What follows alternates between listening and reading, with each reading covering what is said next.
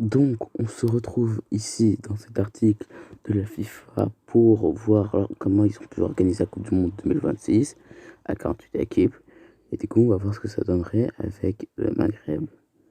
Alors là, on n'est pas trop sur les parties importantes, donc on va s'intéresser à la partie des stades. Du coup, c'est vraiment la partie 3.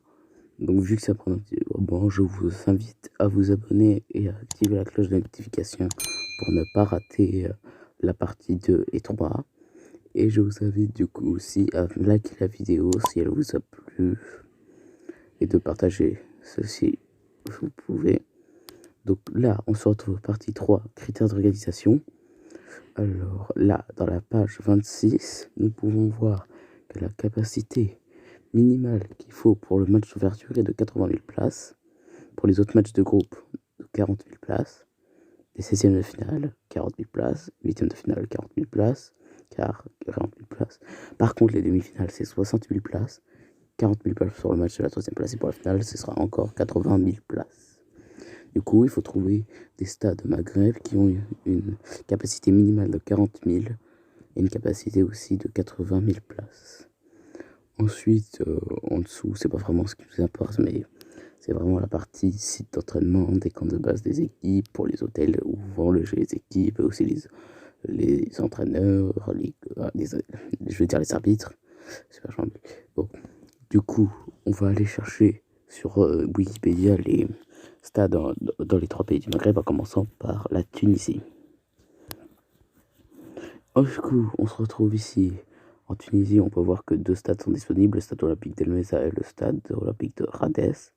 En Algérie, on peut voir qu'il y a 6 stades: 5 juillet, stade du 19 mai 56, 4.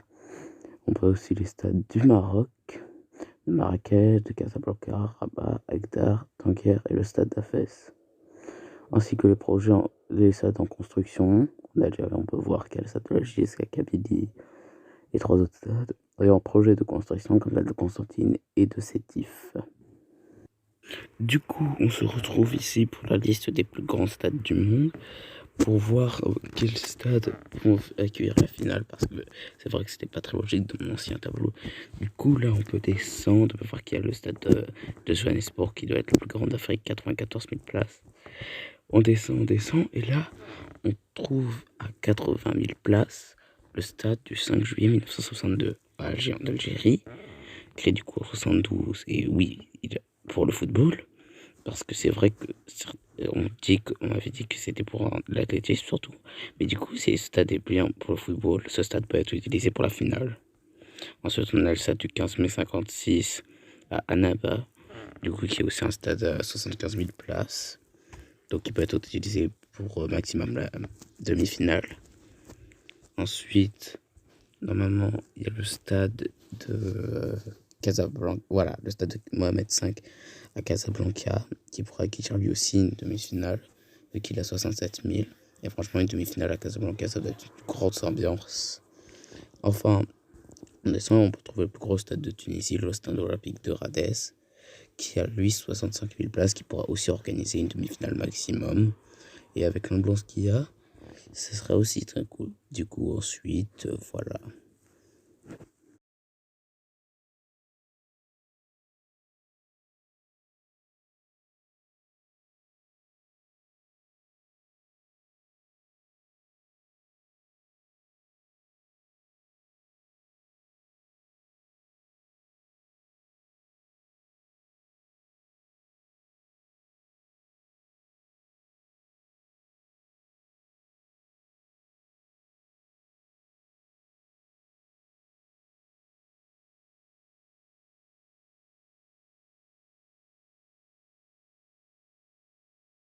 Voilà, on a fini la vidéo.